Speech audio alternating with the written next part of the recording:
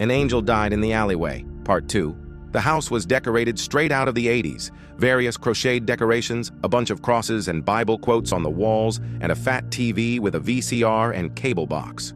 What irked me was that all the pictures around the house were all of an old lady and her family, who were all blonde.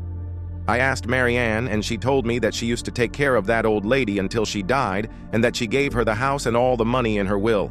I asked if the family was happy about that, and they were not, but that she gave away 3/4 of the money to the family, and that made them happy. The money was around $6 million, so that was nothing to sneeze at. The old lady was really good at stock bets. Staying with Marianne for 2 years, one thing that never really settled with me was her severe generosity. One Thanksgiving, she invited an entire town of homeless strangers to her house for a meal.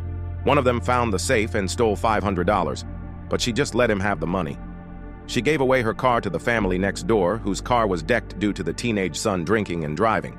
And she was gifted with a new car from the church. She gave 20% of her income that she got from the church to the same church as tithing.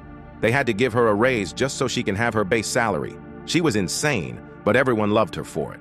The whole town called her their angel from heaven. If I didn't know any better, I would have thought that this small town secretly worshipped her as their cult leader. But at some point, I learned to see her from their point of view. It's hard to deny her calm and charming demeanor. But she never slept. I never heard her use the bathroom, and she never set a serving of food for herself. Other than going to church meetings and other activities around town, she always spent her days watching TV, even watching old black and white shows until the early mornings.